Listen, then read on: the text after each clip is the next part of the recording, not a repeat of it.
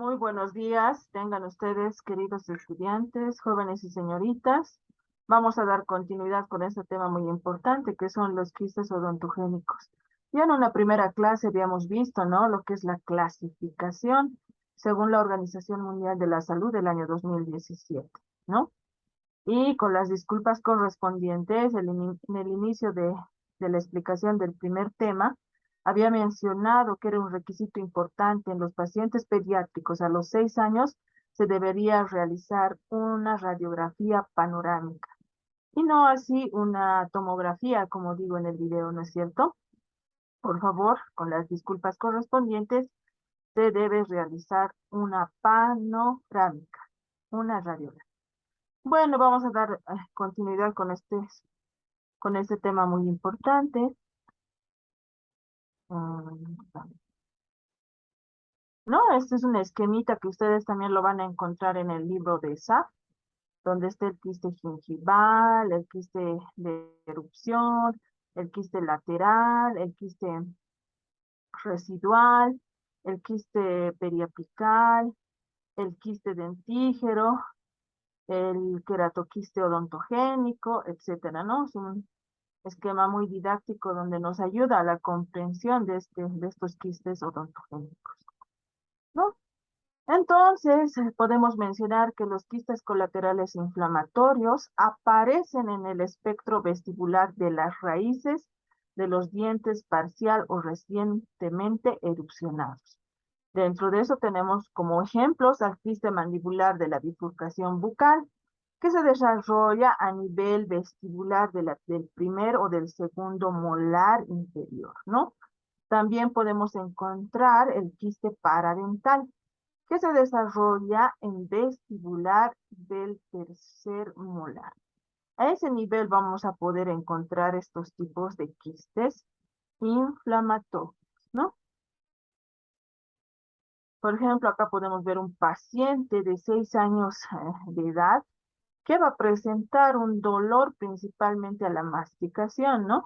Y si nosotros nos vamos a la figura y vamos a evidenciar, vamos a ver pues un ligero desplazamiento de la tabla vestibular a nivel de la pieza 36. Y si nosotros hacemos presión, vamos a ver que a ese nivel vamos a presenciar la secreción, una secreción cero sanguinolenta, ¿no? Dentro del tiempo de evolución de de los síntomas, aparentemente tiene un tiempo de evolución de 7 días, ¿no? Son las características o las manifestaciones que con el paciente o que el paciente nos va a mencionar al momento de una inspección intraoral, ¿no es cierto? Entonces, como siempre, nos vamos apoyando de los exámenes complementarios, como en este caso, una radiografía panorámica. Y si ustedes se fijan, si veámosla, era un desplazamiento de la tabla vestibular en la pieza 36 o 36, ¿no es cierto? Entonces, acá vemos también la pieza 36 y nos llama la atención, ¿no? Este espacio, esta área radiolúcida, donde nos indica ¿no es cierto? Esa área nos llama la atención. Ya una figura más cerca, fíjense, ¿no? Por la cara distal de la pieza 36, ¿no? Nos sigue llamando la atención. Ya en una radiografía panorámica, ya podemos ver esta presencia, ¿no es cierto? Ya de forma bilateral. Fíjense, tanto en la pieza 3-6 como en la pieza 4-6, ¿no? Y por distal, la presencia de esas áreas radiolúcidas, siempre, ¿no? Cuando estamos pensando en un quiste, entonces vamos a estar dentro de los hallazgos radiográficos, también vamos a evidenciar esta área corticalizada, ¿cierto? Que se presenta aquí también, ¿no? Podemos una más de cerca, una radiolucidez unilocular alrededor de la bifurcación del primer molar. También aquí, ¿no? A ambos lados. Entonces, podemos también eh, evidenciar que el dientecito no está totalmente erupcionado, ¿no es cierto? Acá en una radiografía oclusal podemos también evidenciar, no mucho, pero más exactamente en esta radiografía periapical, ¿no? E histopatológicamente, ¿no? Es un requisito muy importante, como ya les había mencionado en anteriores clases, que la última palabra lo tiene el patólogo, ¿no es cierto? Y nos va a decir explícitamente con qué tipo de quiste estamos, o frente a qué tipo de quiste estamos, ¿no? Y acá podemos evidenciar, ¿no? Que dentro de las partes de un quiste tenemos el epitelio, que está muy delgadito, ¿no es cierto? También no existe un alto infiltrado inflamatorio, pero sí la pared, en la pared del quiste podemos encontrar, ¿no? Linfocitos. ¿Qué más? También aquí, un tipo de quiste, ya, eso es una lámina histopatológica de otra parte del quiste, ¿no? De este quiste bucal de bifurcación, ¿no? Es otro tipo de epitelio. En este tipo de epitelio también podemos evidenciar la presencia de estructuras adamantinas, ¿no? También la presencia de ese tejido conectivo, tejido conjuntivo que va a formar la pared del quiste y la luz, ¿no? O el lumen del quiste. También podemos ver un paciente masculino de 6 años donde va a presentar una hinchazón, dice la literatura, no un aumento de volumen ligeramente dolorosa en la zona molar, ¿no? Un desplazamiento, vamos a ver, de la tabla vestibular y el tiempo de evolución del pacientito es de 4 meses, ¿no? ¿Y qué podemos ver? Una radiolucidez alrededor de la corona de la pieza 4C, ¿no? Pero no, si nosotros agudizamos la vista, también vamos a ver la presencia de esa área corticalizada, esa área radiopaca, ¿no? En relación al área radioluz. Mejor nos va a ayudar a identificar esa expansión de la tabla vestibular. Es una radiografía oclusal, como ustedes están viendo donde la flecha, ¿no es cierto? Ese hinchazón, ese aumento de volumen. Pero también podemos evidenciar radiográficamente que a nivel de la tabla lingual está intacto, ¿no? No hay aumentos de volumen. Solamente el aumento de volumen es hacia vestibular. Y más que todo a nivel de la tabla, ¿no? Una expansión de la tabla vestibular. Y más de cerca, ¿no? Podemos ver esta área, ¿no? Todo el quiste de este diente que no está erupcionado, ¿no? Fíjense ustedes. Toda esta área corticalizada. Es una característica de los quistes, ¿no? Y esta área radio. Dentro de los quistes bucales de la bifurcación, podemos decir que ocurre en niños de 5 a 12 años, que el molar mandibular se observa en proceso de erupción, ¿no? Habíamos visto. Puede haber una leve o un aumento de esa zona, se puede sentir una descarga maloliente, ¿no? Como decíamos al momento de hacer la inspección, si nosotros realizamos una presión, ¿no? O con nuestra sondita vamos viendo, va a salir, ¿no? Un líquido y puede ser, nos dice que puede ser maloliente, ¿no? Un desplazamiento con sensibilidad de la tabla vestibular del primero o segundo molar mandibular, al sondaje, dice, revela una bolsa periodontal en la cara vestibular. Con frecuencia se presentan en lesiones bilaterales. Pues dice, ¿no? Quiste bucal de la bifurcación. Se puede presentar bilateralmente. ¿Y qué podemos decir dentro de la patología o qué tipo de epitelio tiene? Es un epitelio escamoso, estratificado, con hiperplasia reactiva de las crestas epiteliales y un severo infiltrado inflamatorio crónico. Y cuando decimos un severo infiltrado inflamatorio crónico, pues veremos la presencia de linfocitos, ¿no? Macrófagos, mastocitos, etcétera, ¿no? Y el tratamiento principalmente, ya paso por paso, a ustedes les van a enseñar, ¿no es cierto?, en lo que es cirugía, en la materia de cirugía. Pero el tratamiento recomendado para este tipo de quistes es una enucleación, ¿no?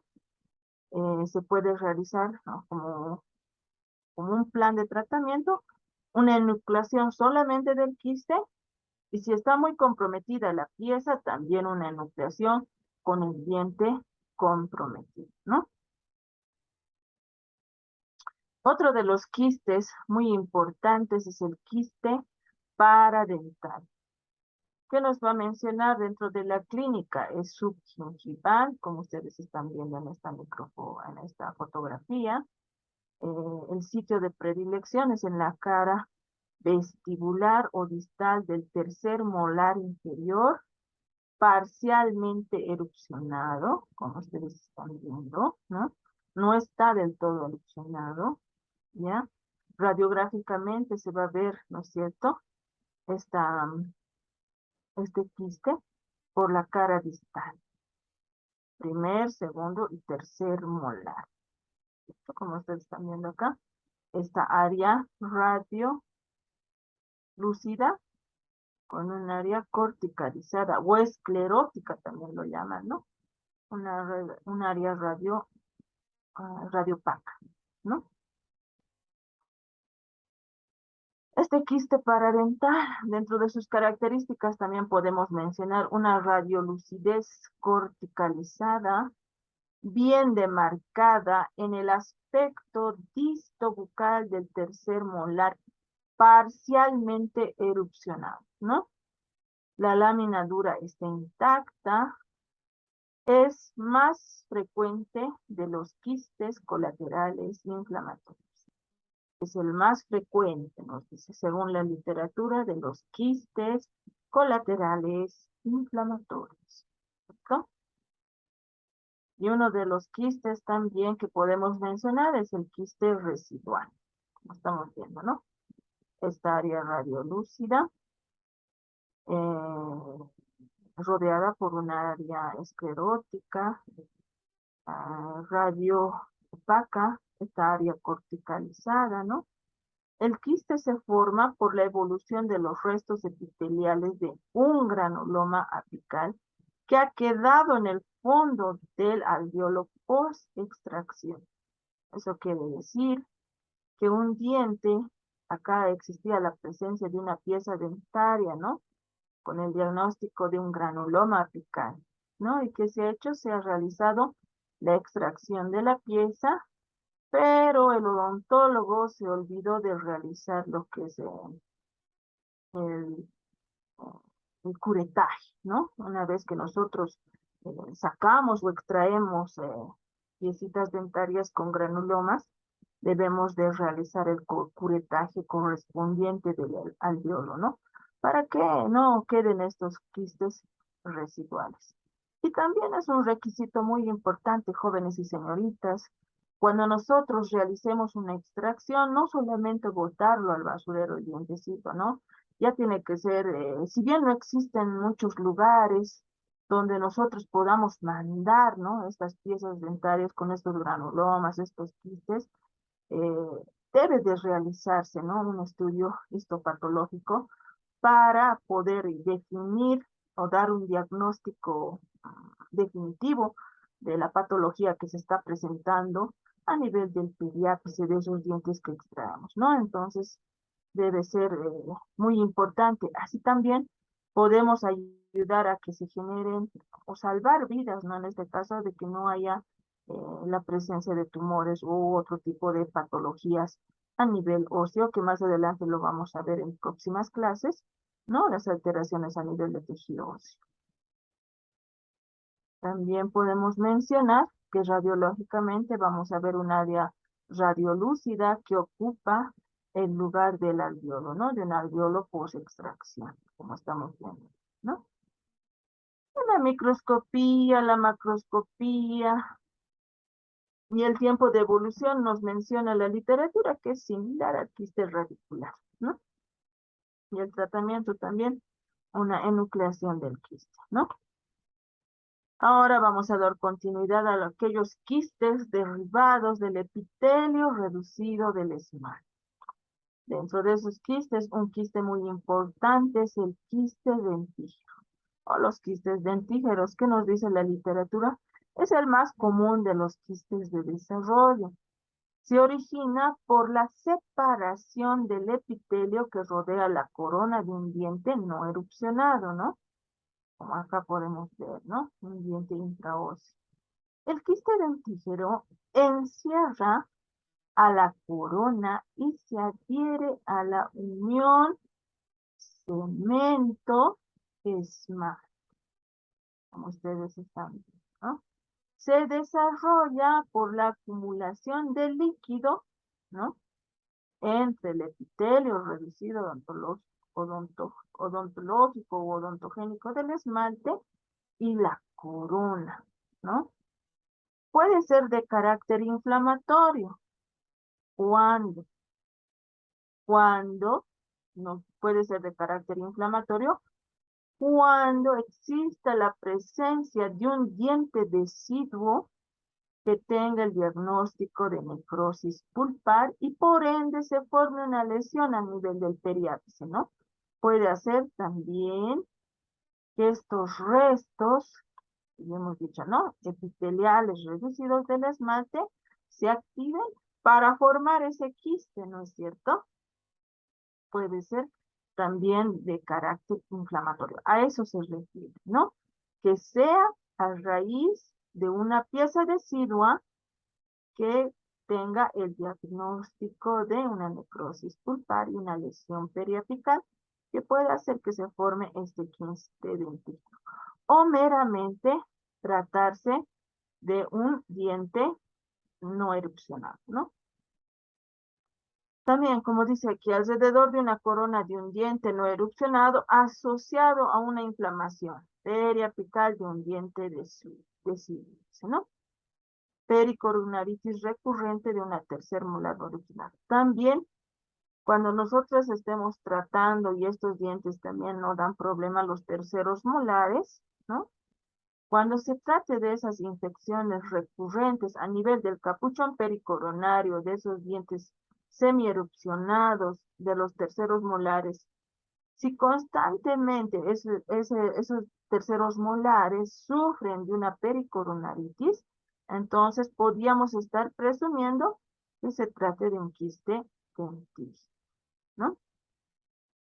Acabamos dentro de los pasos de la odontogénesis, como siempre, ¿no? Recordamos la lámina dental, el órgano reducido del esmalte, la presencia del quiste, ¿no es cierto? Con su epitelio, la luz, la pared de tejido conectivo y el hueso. Acá también podemos ver, ¿no es cierto? Y un aspecto muy importante que nos va a ayudar a diferenciar, ya está las dos clases de la doctora Pasa, ¿no es cierto? Que son los tumores odontogénicos. A diferenciar de un tumor odontogénico adenomatoide, por ejemplo, ¿no es cierto? Que esta lámina o se va a ver asociado a nivel, este tejido, ¿no? De este quiste, se va a ver asociado o va a empezar desde la unión esmalte-cemento. Eso no debemos de olvidar, ¿no es cierto? Que este tejido del quiste que está conformado por un epitelio, ¿no es cierto? Por una pared, como estamos viendo aquí el epitelio, una pared, la luz, ¿no? Esto va a estar a nivel, su característica muy importante de estos quistes es que va a dar inicio o va a empezar entre la unión del esmalte y el cemento. No se olvide, ¿no? Y aquí un caso, como les digo, como les decía, ¿no es cierto? De un quiste dentígero, podemos ver una radiografía acá, ¿no? Una radiografía panorámica. Fíjense ustedes, ¿no? ¿Qué tan cerca este diente no está erupcionado? Es un paciente de 9 años de edad. El dientecito el premolar está muy bajo en su erupción, ¿no es cierto? Nosotros vemos esta área que habíamos dicho que va a estar entre la unión del esmalte y cemento, esta área radiolúcida con un área corticalizada, ¿no? Y acá podemos evidenciar la presencia de un diente deciduo, más exactamente un canino, ¿no? Que ya aunque la radiología no está muy nítida, pero se evidencia, ¿no? Que tenía un proceso pulpar y un proceso periapical, ya se ha fracturado la coronita, entonces ha dado origen a este quiste, ¿no? De esta pieza. Esta pieza hay que tratarlo con pinzas, ¿no es cierto? Porque si ustedes se fijan, el borde inferior de la mandíbula, o sea, está bien delgadito, ¿no? Por eso es que estos quistes, si van creciendo, van aumentando de volumen, pueden causar incluso una fractura a este nivel, ¿no? Fíjense ustedes. Y esto se ha hallado, ¿no? Según este, este tipo de aspectos radiográficos tienen que buscar en esas radiografías panorámicas que ustedes vayan a dar a sus pacientitos, ¿no? A sus pacientitos pediátricos. Dentro de la variedad de quistes dentígeros podemos encontrar los quistes que son a nivel central, van a estar centralizados a nivel de la corona, ¿no es cierto? Que van a iniciar en la unión entre esmalte y cemento. Otro de los quistes pueden ser de forma lateral, como ustedes están viendo, ¿no? Lateral al diente, ¿no? También pueden ser circunferenciales. También podemos encontrar de una forma multilocular, uno, dos, tres, ¿no es cierto? En estas 4 variedades, más exactamente 3 variedades, podemos encontrar a los quistes dentígeros, ¿no? ¿Qué podemos mencionar dentro de los aspectos generales de estos quistes dentígeros? Generalmente, dentro de la frecuencia podemos mencionar terceros molares mandibulares, en caninos superiores, ¿no? En la panorámica anterior habíamos visto en caninos inferiores también, ¿no? Se puede dar una prevalencia de aparición de estos quistes. Terceros molares superiores, segundos premolares inferiores, pero es raro en dientes deciduos, ¿no? Estos quistes dentígeros es muy ocasional que lo podamos encontrar, ¿no? A veces está asociado a dientes supernumerarios y odontomas, ¿no? Cuando nosotros evidenciemos en una radiografía, ya sea periapical o oclusal, una radiografía panorámica, la presencia de dientes supernumerarios o la presencia de odontomas simples o complejos, tenemos que buscar más allá, ¿no? Alrededor de la radiografía para ver si existe la presencia de estos quistes dentígeros. Y la edad más frecuente que podemos encontrar es la edad comprendida entre 10 y los 30 años, ¿no? Aspectos clínicos. Los síntomas dependen del tamaño de la lesión. Su tamaño puede variar de 1 o varios centímetros, ¿no?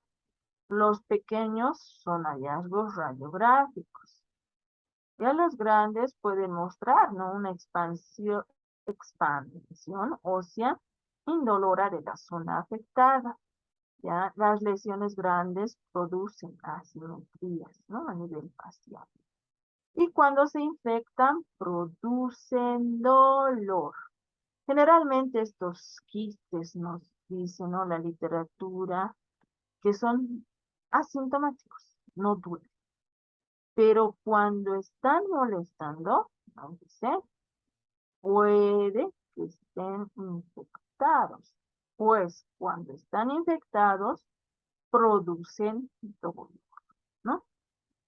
Y resumiendo en síntesis, entre los aspectos radiográficos, podemos mencionar que se va a presentar una radiolucidez unilocular, corticalizada, alrededor de un diente no erupcional, ¿no?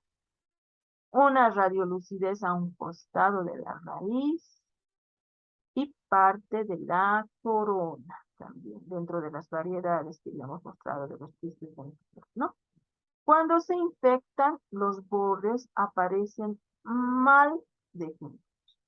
Ya no son tan nítidos, corticalizados, ¿no es cierto?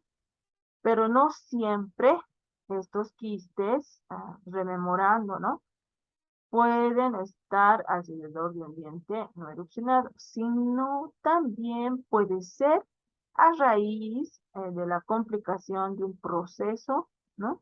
Que se lleva de inflamatorio a nivel de la cámara pulpar, del ápice, y un diente decidido que dé como origen este quiste y el diente sucedáneo que va a erupcionar, ¿no es cierto? Eso debemos de tomar en cuenta. Acá podemos ver clínicamente en un paciente masculino de 8 años de edad que presenta a la inspección intraoral una deformación paulatina de la tabla vestibular, ¿no? Ese aumento de volumen, esa expansión de la tabla vestibular. Es un paciente totalmente asintomático, nos dice, ¿no? Y a nosotros a la palpación, cuando estemos palpando, va a ser un área que va a mostrar crepitación. Cuando decimos crepitación es como si estuviéramos tocando unas galletas, ¿no? ¿No es cierto? Entonces, ese aspecto va a mostrar intraoralmente estos quistes dentíferos que nos van a llamar mucho la atención, ¿no es cierto? En la radiografía panorámica podemos ver, ¿no? Estos quistes. Fíjense, ¿no es cierto? Acá incluso está aumentado. Es todo esto, el quiste, que nosotros vemos.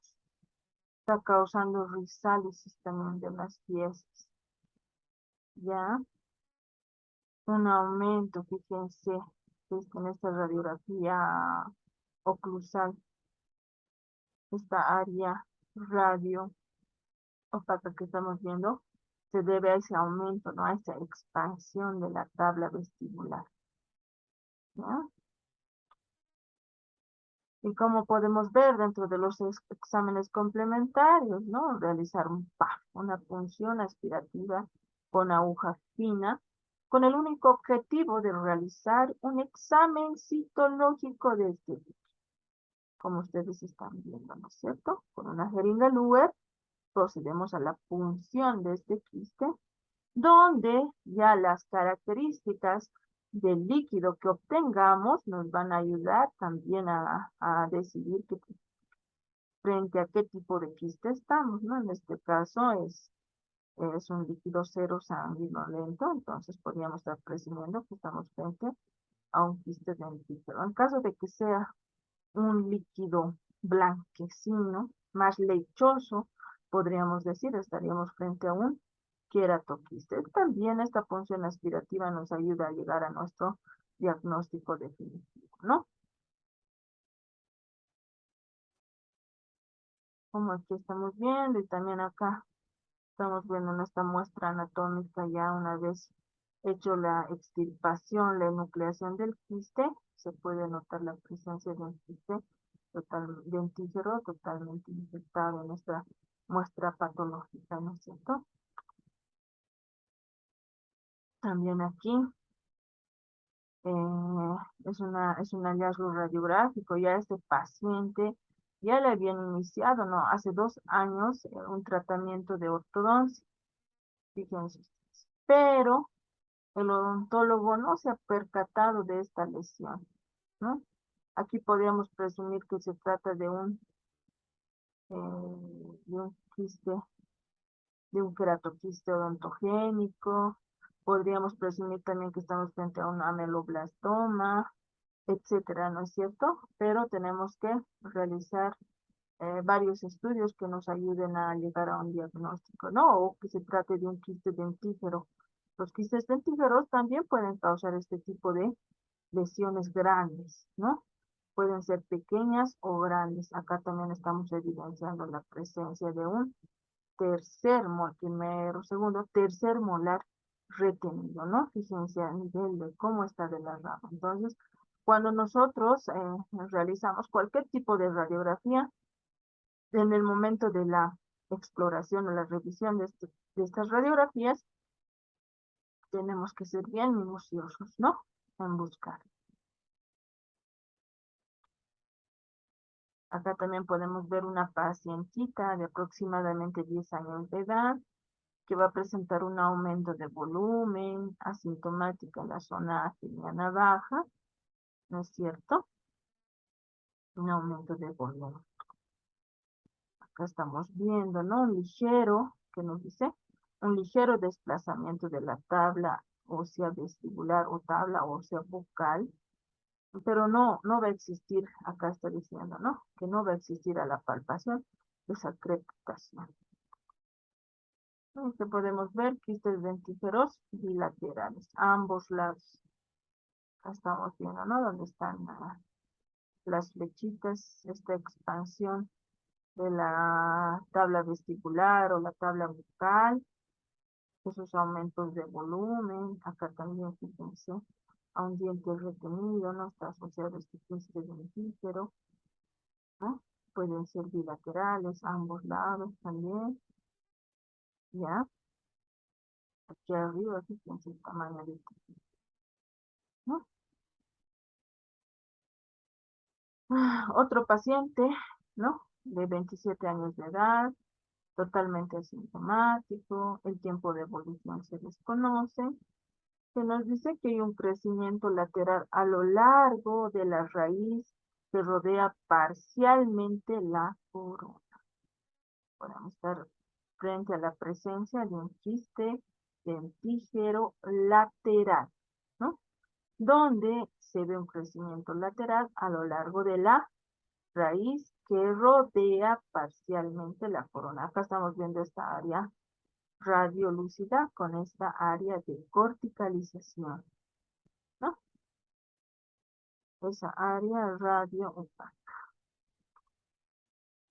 Otro paciente masculino de 10 años de edad, donde el tiempo de evolución se desconoce, pero acá debemos prestar un poco más de atención. Que habíamos dicho que acá nos dice que hace un mes el paciente presenta un ligero dolor, ¿no?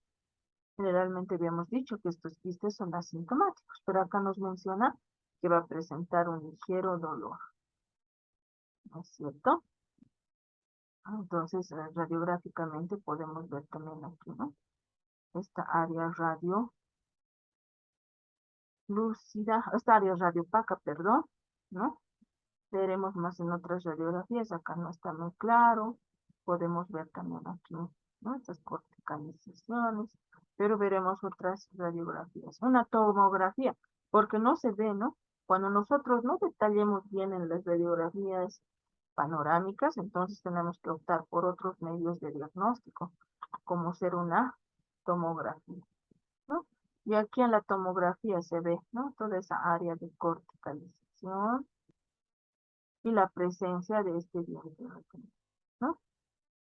Aquí está, acá también, estamos viendo esas áreas hiperdensas, hipodensas, ¿no? Que nos van a ayudar a definir. Y acá más clarito, ¿no? La presencia de dientes retenidos. Fíjense, cómo podemos encontrar dientes retenidos, ¿cierto? Otra pacientita de 13 años, donde nos va a manifestar ligero dolor bucal de las piezas 3,7 y 3,8, ¿no? Una deformación de las tablas óseas que a la palpación eh,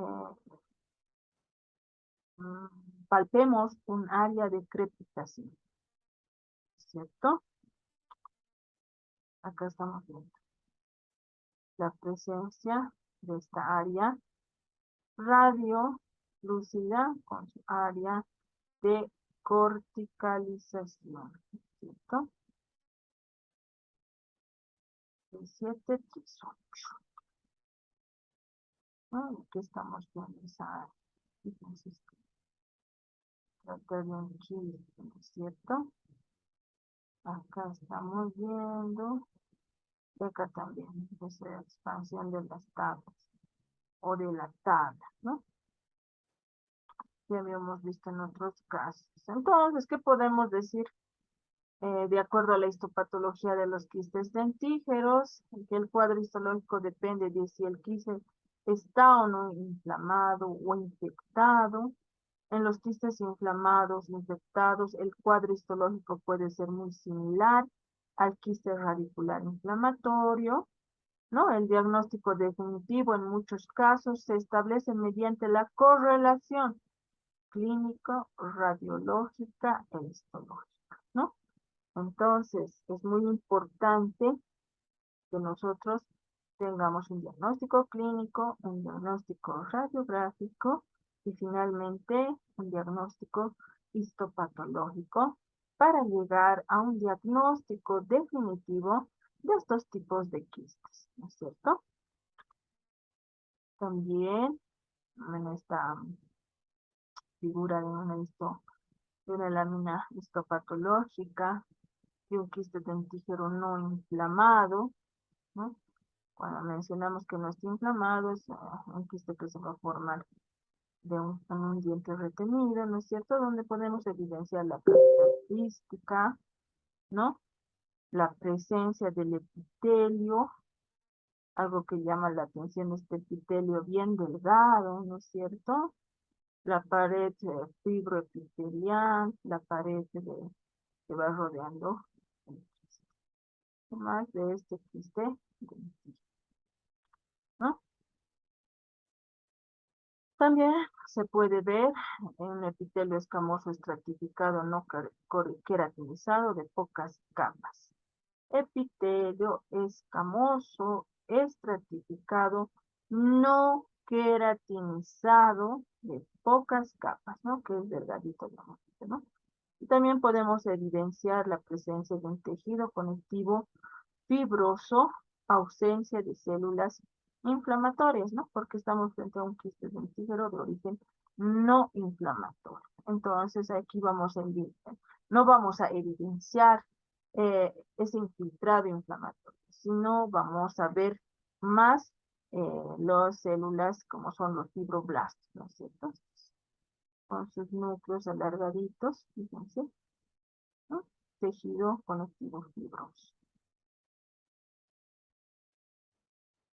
En relación a una pared del quiste dentígero inflamado, donde podemos mencionar también una de las características importantes, que el epitelio va a aumentar de grosor, ya no va a ser un grosor tan delgado como estos estamos viendo aquí, ¿no? En un quiste dentígero no inflamado, el grosor del epitelio es bien delgadito, ¿no? Pero ya en un quiste dentígero inflamado, podemos ver que el epitelio aumenta de volumen, ¿cierto? Y también acá podemos ver el infiltrado inflamatorio, estos puntitos, ¿no es cierto? Que estamos viendo aquí como una esturita. Entonces podemos ver que estamos frente a un quiste dentígero inflamatorio. También la neoformación de vasos sanguíneos que nos llama la atención, ¿no? Cuando existe un proceso inflamatorio. Y también en la luz o en la cavidad del piso podemos encontrar esta presencia de aspectos epiteloides, podemos decir, ¿no? Aparte de la queratina que vamos a encontrar ahí, ¿no? Paciente de 30 años de edad, el tiempo de evolución indeterminado, hallazgo radiográfico, ¿no? De un quiste dentígero. Acá se nota bien clarito, un quiste dentígero de origen no inflamatorio, sino de un quiste dentígero a raíz de un diente retenido. Pero el tejido se va a dar origen a nivel de la unión entre el esmalte y el cemento, ¿no es cierto? Son características importantes que nos van a mencionar. Acá también estamos viendo, ¿no? Y fíjense cómo también puede causar esa reabsorción del hueso, esa rizálisis de las piezas dentarias, ¿no? Esa reabsorción de las raíces de las piezas dentarias. También histopatológicamente este quiste dentígero inflamado, a pesar de ser un hallazgo radiográfico, quiste dentígero inflamado, ¿no? A pesar de ser un hallazgo radiográfico. Acá, si nosotros evidenciamos un quiste dentígero inflamado, a pesar de ser un hallazgo radiográfico, también podemos ver, ¿no? Aparte de que está asociado al dientecito retenido, también podamos ver, claro que la radiografía no nos ayuda, alguna alteración a nivel de una lesión cariosa profunda podría ser, ¿no? También cuando nosotros estamos frente a cualquier tipo de alteraciones a nivel de a nivel de la cámara pulpar, a nivel de la pulpa, podría también darse, ¿no? Por una lesión cariosa profunda que cause también, podría estar asociado tanto a la retención del diente como a este diente que podría estar cursando con un proceso patológico, ¿no? Una caries dental, fíjense ustedes, ¿no? No están muy nítidas las cámaras pulpares. Entonces podríamos presumir también que este diente esté frente esté cursando con un proceso patológico pulpar, ¿no es cierto? Podría estar también asociado a eso. Y acá podemos ver la típica, el epitelio delgado, ¿no? Con un infiltrado también inflamatorio que estuviéramos viendo, ¿no? También podemos ver dentro del quiste dentígero inflamatorio en estas fotografías histopatológicas un edema e infiltrado inflamatorio linfoplasmocitario, ¿no? Acá. También áreas de hemorragia y congestión vascular, ¿no? Áreas de hemorragia y congestión vascular. Epitelio escamoso con edema intercelular e hiperplasia de las crestas epiteliales. Y acá podemos ver elementos formes, como habíamos dicho, sangre en el lumen del quiste, ¿no? Acá también podemos ver eso, del edema inflamatorio, ¿no? Linfoplasmocitario. También podemos ver áreas de hemorragia, ¿no? Y congestión vascular, epitelio escamoso con edema intercelular entre las células e hiperplasia, ¿no? De las crestas epiteliales. Y principalmente, acá estamos viendo elementos formes, como son los eritrocitos, la sangre en el lumen del quiste. Quiste dentígero versus capuchón pericoronario hiperplásico, ¿no? Aquí están los quistes dentígeros. Como habíamos mencionado en un principio, ¿no? Pueden estar asociados, si existe una repetición constante, podríamos decir, la presencia de pericoronaritis, estaríamos pensando que estamos frente a un quiste dentígero, que nos dice que generalmente se considera quiste dentígero cuando el espacio pericoronario es mayor de 3 milímetros. Nosotros vamos a medir, va a ser más de 3 milímetros. Si es menos, pues estaríamos frente a una pericoronitis, ¿no? Dice dentígero, otros autores lo llaman dentígero que contiene dientes, ¿no? Que habíamos dicho, el tratamiento es la enucleación o el curetaje, ¿no? Histológicamente podemos ver estas hiperplasia de estas crestas alveolares, revestimiento por epitelio escamoso estratificado no queratinizado, puede ser de espesor variable, como habíamos dicho, ¿no es cierto? En donde se observa un intenso infiltrado inflamatorio en la cápsula del tejido conjuntivo, fibrovascular adyacente, ¿no? Esta presencia de áreas hemorrágicas vascularizadas, ¿no? Dice dentífero folicular, ¿no? Y habíamos dicho también dentro de la clínica una localización a nivel de los terceros molares inferiores, caninos superiores, la edad aproximada según otros autores de la segunda y la cuarta década de vida, asintomáticos, producen expansión de las tablas, también puede producir lo que es la desplaza a los dientes, ¿no? Las raíces, etcétera. La ponemos bien, bien clarito, ¿no? Diente no erosionado, diente retenido, con su área radiolúcida, su área radiopaca corticalizada, y que nace el tejido en la unión del esmalte y cemento. También podemos mencionar que es una lesión radiolúcida unilocular que se relaciona con la corona de un diente que aún no erupciona. A veces también puede presentar, nos dice, la desorción radicular de los dientes vecinos, ¿no es cierto? Pero fíjense el borde inferior de la mandíbula, esa cortical basal ya bien delgadita, que si nosotros hacemos una enucleación, un tratamiento, podríamos fracturar, ¿no es cierto? El huesito. Acá en una radiografía panorámica se nota bien clarito, ¿no? Fíjense, aquí sí se ve bien clarito. Incluso fíjense qué tan delgado está esa cortical basal de la mandíbula, ¿no? Y ya son las fotografías de diferente lugar, se puede evidenciar así, ¿no? Histológicamente podemos mencionar, recalcando que es también lo llaman otros autores, es un epitelio tipo malpighiano, ¿no? El conectivo es denso, nos dice, ¿no? Con infiltrado de tejido inflamatorio crónico, epitelio delgado. Tratamiento, una extirpación, como aquí estamos viendo, quirúrgica.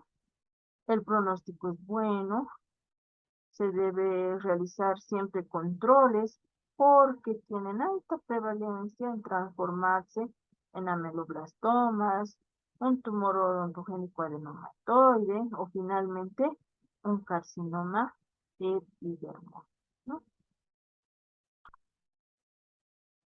Quiste de erupción o hematoma de erupción.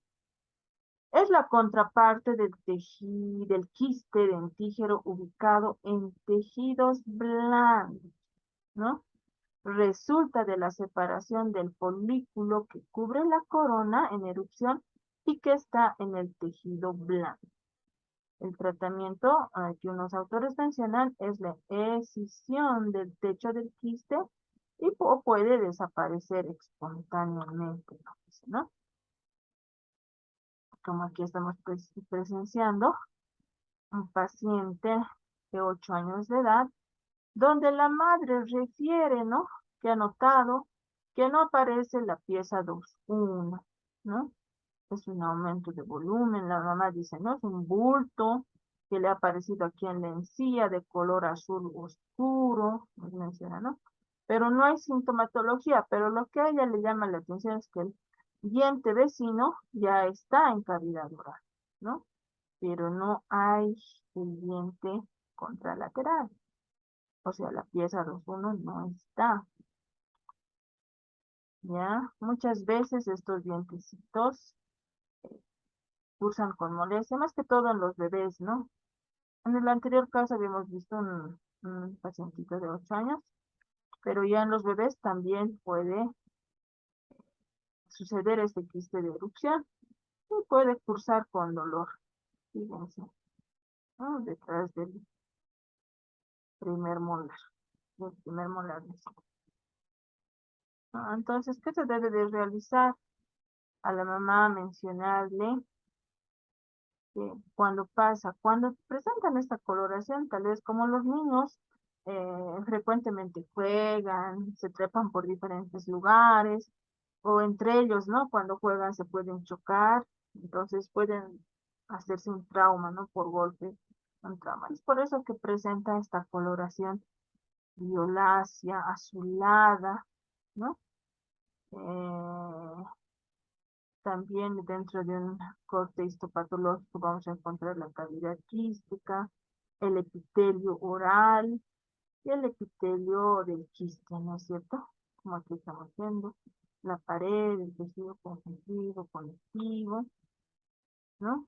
Este hematoma de erupción, muchas de las veces puede ser unilateral, puede ser bilateral, puede estar, puede ser posterior, también se puede presentar en molares posteriores, pero una alta incidencia se presenta en los dientes anteriores, ¿no? Los incisivos. Y que vamos a ver radiográficamente, aparece clínicamente como una lesión del tejido blando. Si nosotros palpamos, va a ser fluctuante, un área azulada e indolora dentro de la mucosa que recubre un diente a punto de erupcionarse, ¿no? Acá también podemos ver, ¿no es cierto? Puede darse también en piezas permanentes, ¿ya? La presencia de estos quistes y radiográficamente e histológicamente podemos ver, como hemos visto, el epitelio, ¿no es cierto?, de la mucosa, la pared, el epitelio de la cavidad quística, ¿no? La luz o el lumen. El tratamiento que vamos a realizar es un tratamiento que se llama la ulectomía, ¿ya? O en los bebés también podemos realizar la ulotomía, que solamente consiste en realizar una incisión horizontal, un cortecito. Pero acá les voy a mostrar un tratamiento que es la ulectomía, o es un tratamiento que va a realizar en hoja. A ver, lo veremos. Ya, lo vamos a ir viendo. Ya lo vamos a adelantar para que nosotros lo veamos distinto. Oh, fíjense cómo está erupcionando en una radiografía. Los dientes ya están, solamente hay el epitelio. Primeramente realizamos, ¿no?, lo que es la anestesia de ambas áreas, ¿no? Fíjense ustedes, ¿no? A nivel del fondo del vestíbulo, ambos lados, ¿cierto? Realizamos un breve masaje para que haya más infiltración del líquido anestésico. Una vez que ya se haya cumplido el tiempo de la anestesia, procedemos a realizar la incisión. Como ustedes están viendo, está realizando la incisión, ¿no? De mesial a distal, hasta tocar la pieza dentaria, ¿no? Como ustedes están viendo. El ojal lo van a ver, ¿no? Lo va a realizar un ojal, va a retirar todo este tejido. Pero cuando realizamos solamente la ulotomía en los pacientitos pediátricos, cuando estamos en quiste de erupción o hematoma, solamente podemos realizar esa incisión y ya de por sí va a estar erupcionando la pieza dental. Pero cuando veamos unas encías más fibrosadas, más duras, ¿no? ya un callo duro, digamos, ¿no? De encía. Entonces podemos realizar esta técnica como ustedes están viendo, ¿no? El corte en forma de ojal. ¿Y por qué sucede esto? ¿Por qué no erupcionan? ¿Por qué ya no tienen esa fuerza de erupción los dientecitos? Porque generalmente en nuestra población los papás hacen extraer las piezas dentarias a temprana edad, ¿no? No se debe realizar la extracción de las piezas dentarias, se debe realizar tratamientos endodónticos, que actualmente ha avanzado mucho la odontología, ¿no? Y se puede realizar. Pero muchos de los papás, porque llora, no les deja dormir, no les deja trabajar, entonces optan por hacer un tratamiento que es la extracción dentaria, ¿no? Y puede desencadenar en este tipo de patologías donde la encía se fibrose, ¿no? Ya no tenga ese poder de erupción en el diente permanente.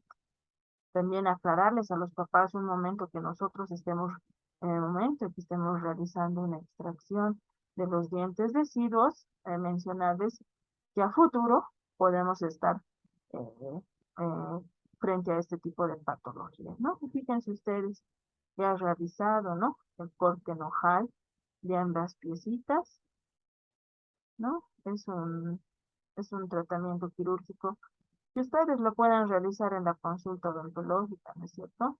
No necesitan dormir al paciente, como ustedes están viendo, el paciente no está con anestesia general, solamente está con una anestesia regional que se ha hecho en principio, ¿no es cierto? Y como ustedes ya ven, las dos piezas, los incisivos ya están liberados para erupcionar en la cavidad oral, ¿no? Y ahí podemos ver los restos de tejido, y fíjense ustedes, y al pacientito, y posteriormente vamos a colocar un aparato ortopédico, ¿no es cierto?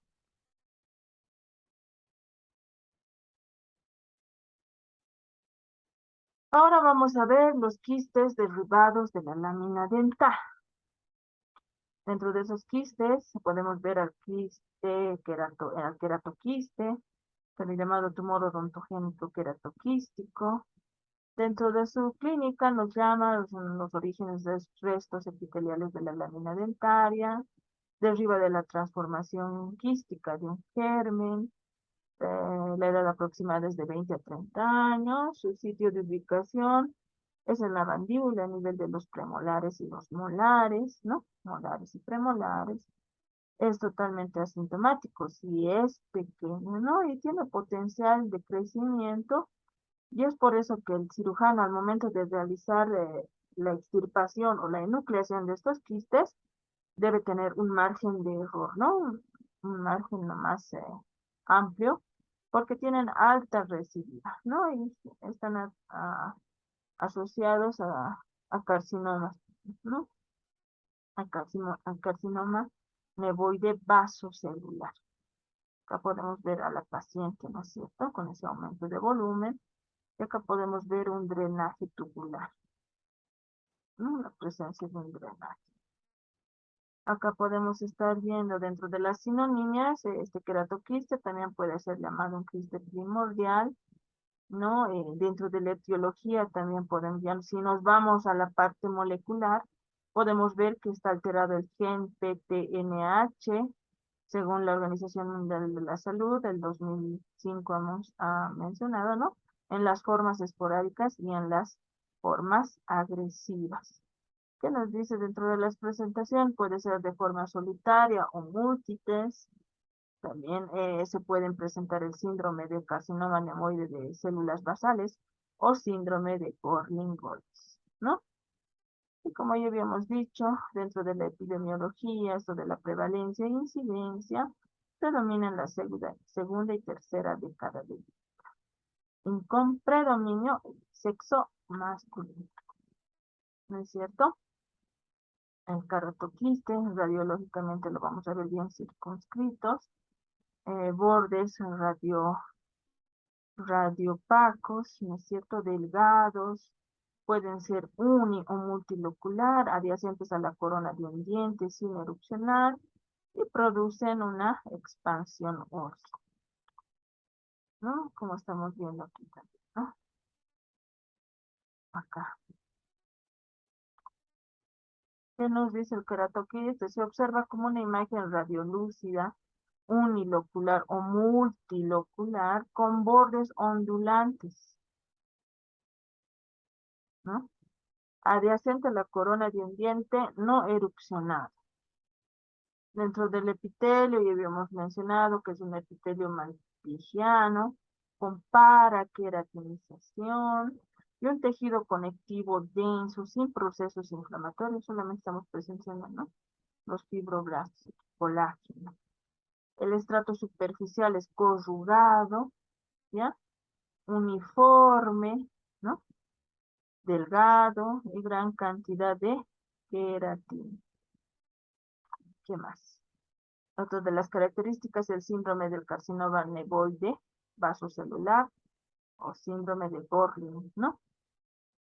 También nos menciona que este síndrome podemos evidenciar la presencia de queratoquistes múltiples, carcinomas vasocelulares, abombamiento a nivel frontal. Si nos vamos a ver, los metacarpianos van a estar acortados, una espina bífida, calcificaciones en la hoz del cerebro, fibromas de ovarios a nivel en el sexo femenino, meduloblastomas, etcétera, ¿no? Son características que podemos ver. Dentro de la incidencia y prevalencia, podemos mencionar que en un 100% estos quistes se van a presentar a nivel, ¿no? Acá del ángulo de la mandíbula, en un 80% ya en la rama, en un mayor al 50% a nivel de lo que son los premolares también se pueden presentar, ¿no? A nivel del cuerpo anterior de la mandíbula también se puede presentar, o en un 20% a nivel entre el incisivo lateral y el canino, ¿no? Ahora vamos a ver el quiste odontogénico ortoqueratinizado, que son de origen de los restos de la lámina dental en un 10%. También puede estar asociado a una dentinogénesis imperfecta, nos dice, ¿no?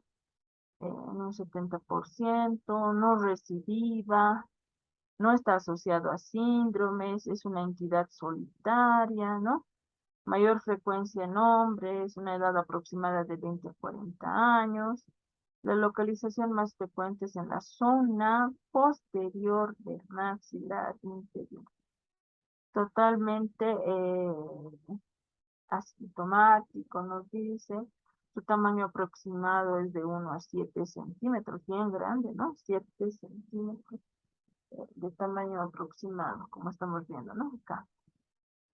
Esta zona posterior, en su localización en la posterior y es de entidad solitaria. Nos dice, ¿no es cierto? Acá también podemos ver la lesión radiolúcida, generalmente unilocular. Pues hay que diferenciar con el quiste dentígero, ¿no? El quiste dentígero, como decíamos, tenía su origen entre la unión del esmalte y el cemento, pero aquí podemos ver, ¿no? Está dentro la raíz más, dentro de este quiste odontogénico ortoqueratinizado. También la histopatología que nos dice que muestra una pared fibrosa revestida por epitelio escamoso estratificado, ortoqueratinizado, con prominentes capas de células glandulares. La superficie no es corrugada, ¿no? Pero lo que más va a llamar la atención es esta área ortoqueratinizada. Y el tratamiento es una enucleación, como la mayoría de los quistes. También otro de los quistes, podemos mencionar a los quistes gingivales, quistes del infante, dentro de ellos tenemos a las perlas de Epstein, a los nódulos de Bond, ¿no?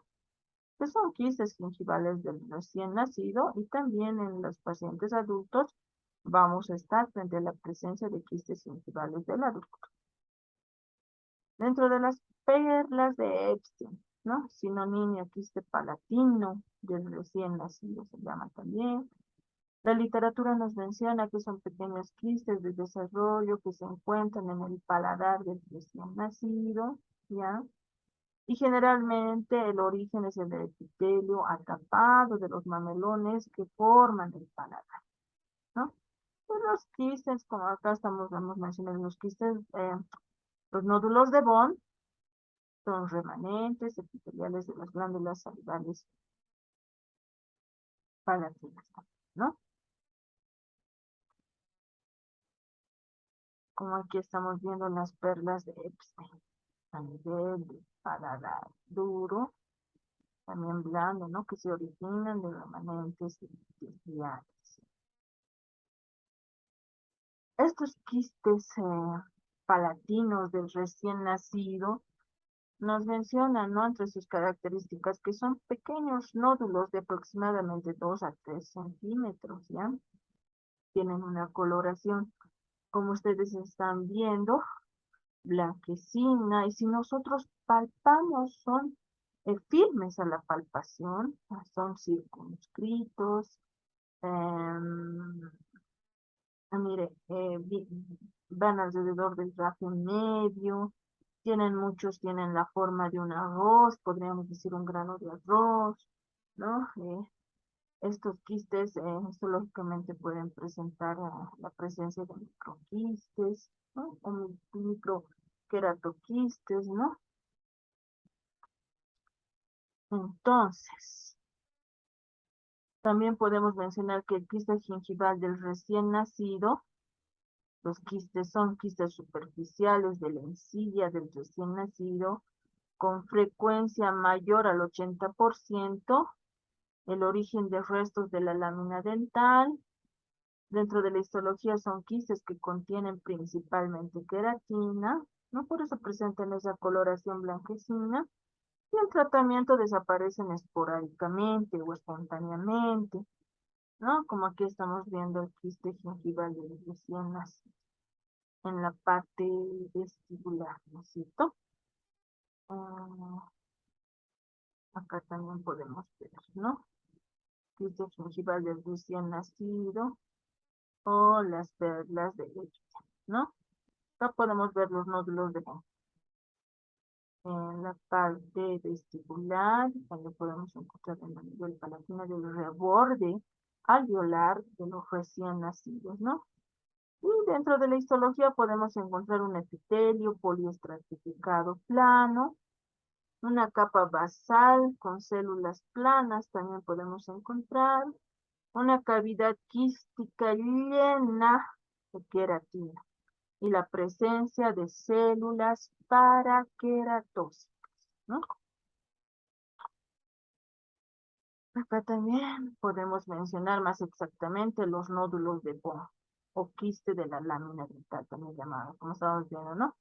A nivel vestibular o a nivel palatino del reborde alveolar. La presencia de múltiples nódulos en el reborde alveolar del recién nacido que involucionan antes de los 3 meses de vida. Muchos de los padres, jóvenes y señoritas, más como les vengo diciendo, ¿no? Cuando son primerizos, los papás se asustan y muchas de las veces no incurramos en dar un diagnóstico sin antes conocer. Si nosotros no conocemos, es mejor derribar, ¿no? Pero no decir, ay, no, me parece que se trata de un cáncer, ¿no? Cuando nosotros ya mencionamos el cáncer, el papá se va haciendo idea de muchas cosas, ¿no es cierto? Me han dicho que mi bebé tiene cáncer, no, pero es bebé.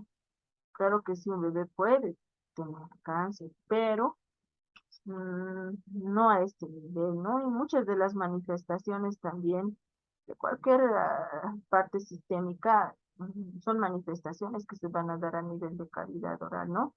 Y nosotros los odontólogos o los odontoestomatólogos somos los primeros que nos vamos a dar cuenta, ¿no es cierto? Porque muchas de estas manifestaciones sistémicas se van a manifestar a nivel de cavidad oral, ¿ya?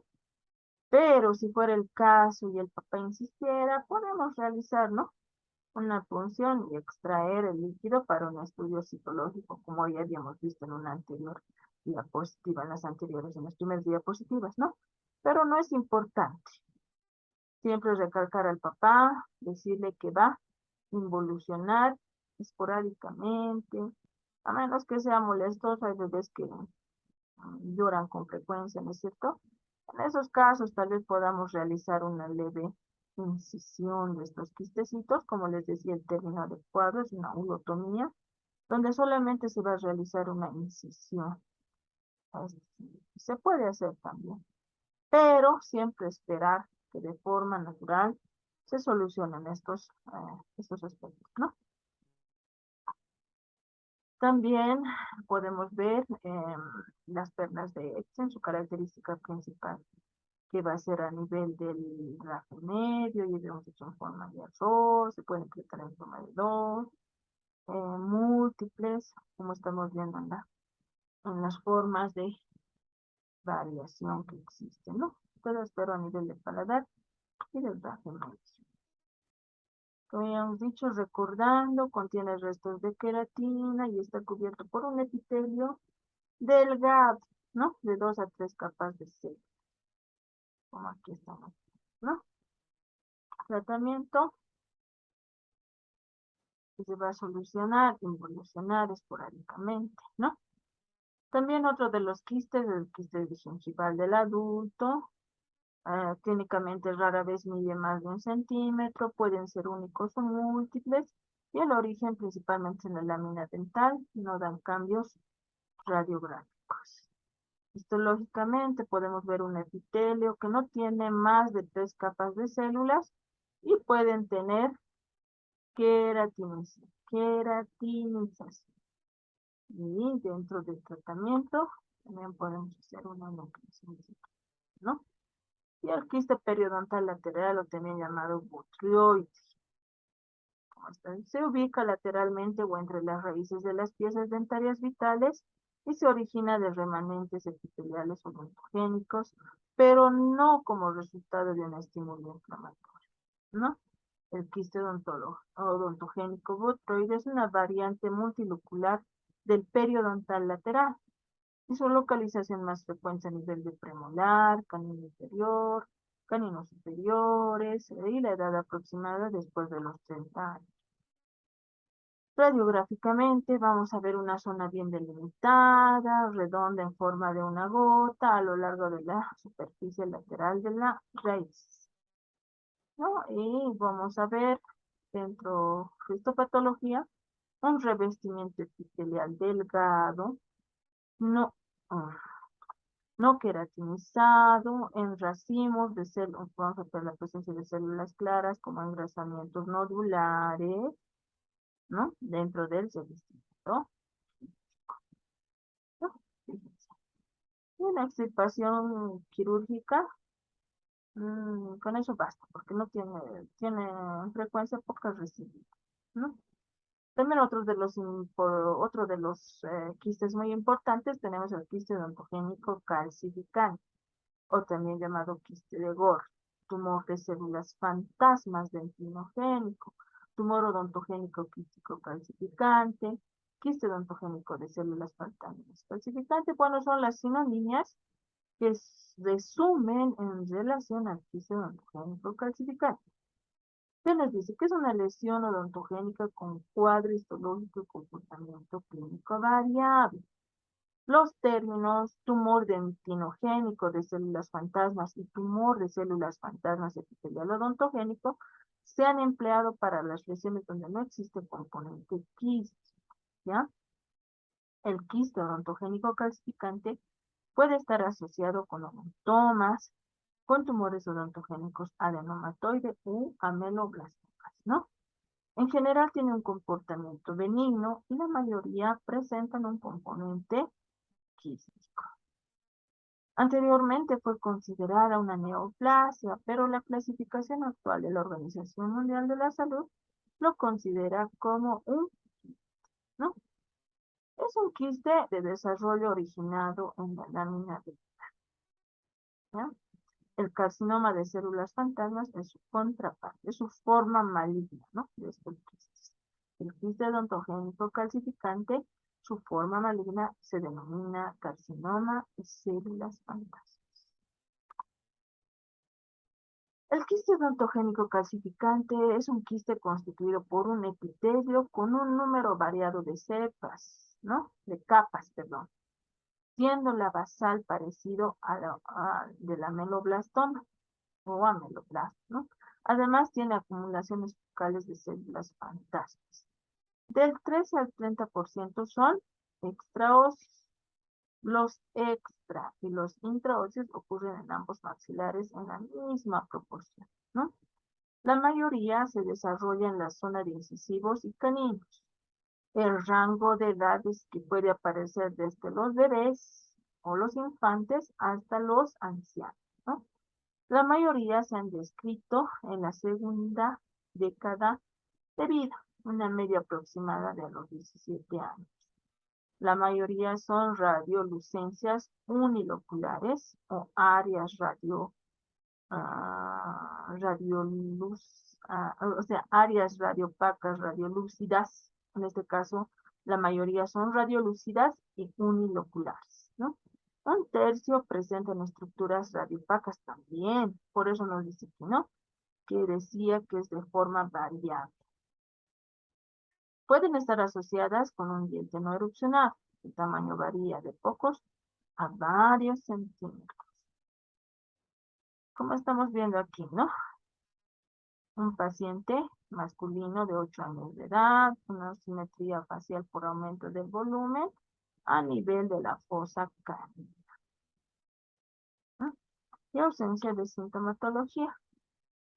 Vamos a estar viendo este aumento de volumen, ¿no es cierto? Y aquí, diente no erupcionado. Y el área, estas radiolucencias, que decía, ¿no? Por áreas también que están corticalizadas o radioopacas. Ahí también lo podemos ver. También en una radiografía ocultar, más cerquita.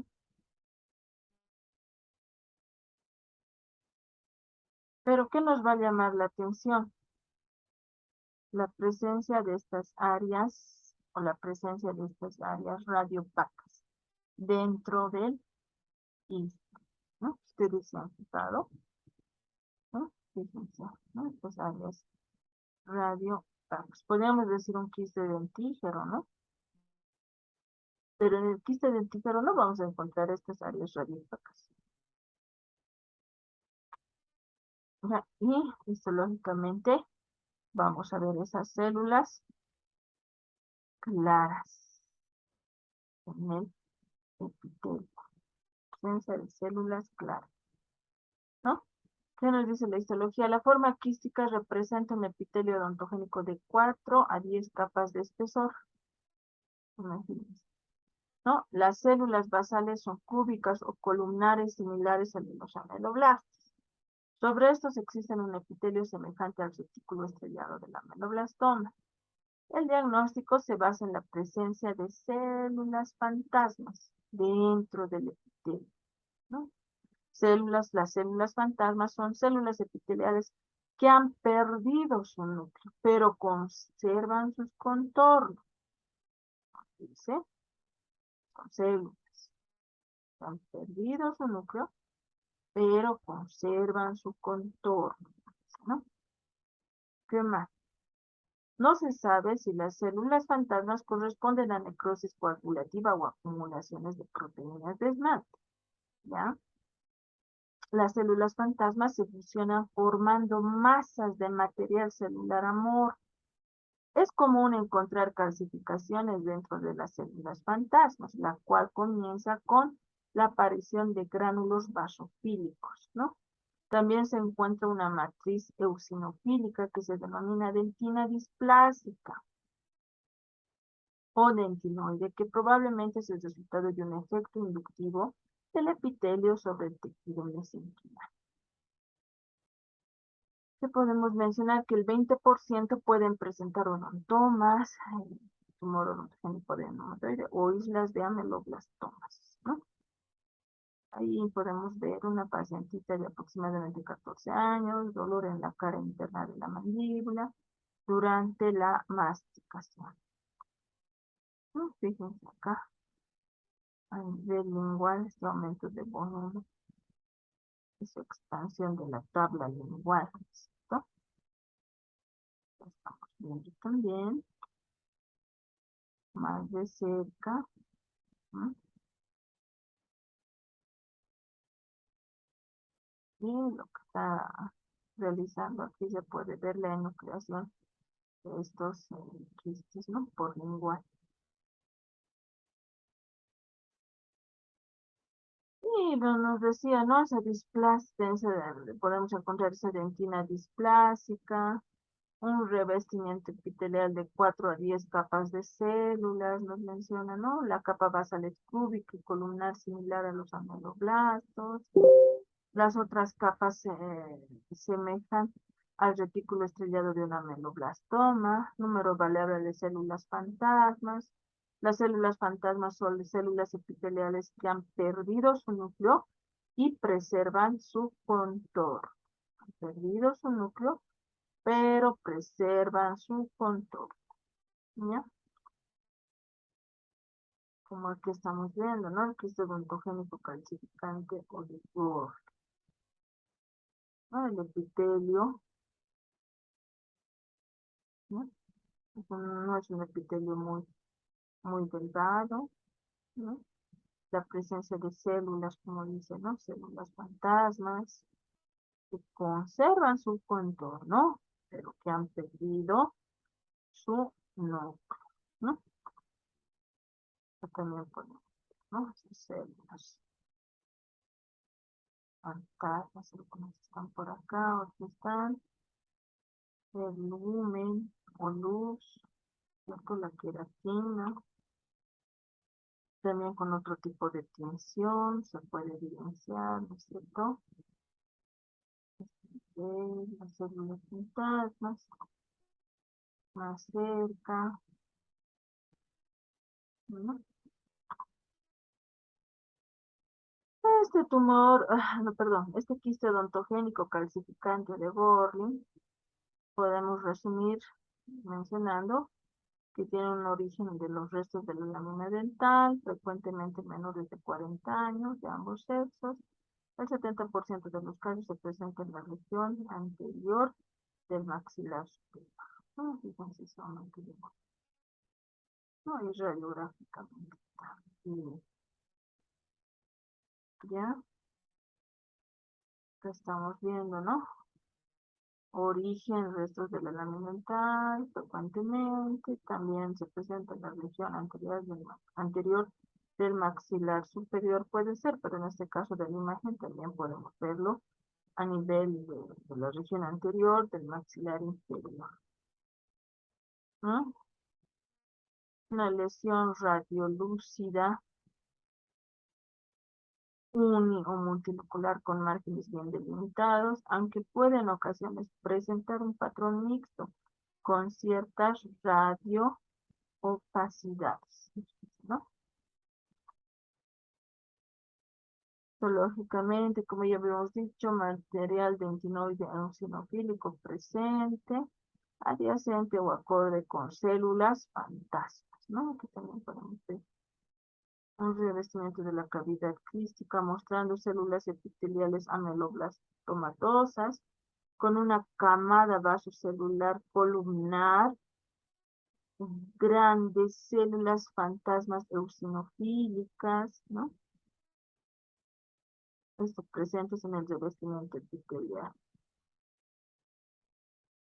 A ver qué podemos rescatar de aquí. También mencionar que el epitelio ameloblastomatoso en algunas áreas pueden estar también, como hemos dicho, ¿no? La presencia de células fantasmas que pueden derivar en una mineralización anormal, produciendo calcificaciones distróficas basófilas, ¿no? Esas calcificaciones que habíamos visto en la radiografía. Esa presencia de áreas radio opacas, ¿no? Dentro del quiste, nos va a llamar la atención, ¿no? Y dentro del tratamiento, la enucleación. Finalmente podemos mencionar medios de diagnóstico como la punción aspirativa con aguja fina, también llamado, si vamos a realizar biopsia, en este caso vamos a llevarlo para un estudio citológico, pero si queremos realizar una biopsia sería una biopsia aspirativa con aguja fina, ¿no es cierto? Como estamos viendo acá. También vamos a echar mano de lo que son eh, el aspecto histopatológico, llevar, ¿no? A un estudio histopatológico, como estamos viendo, con atención generalmente de hematoxilina de leucina, a un aumento de 100 o un aumento de 400.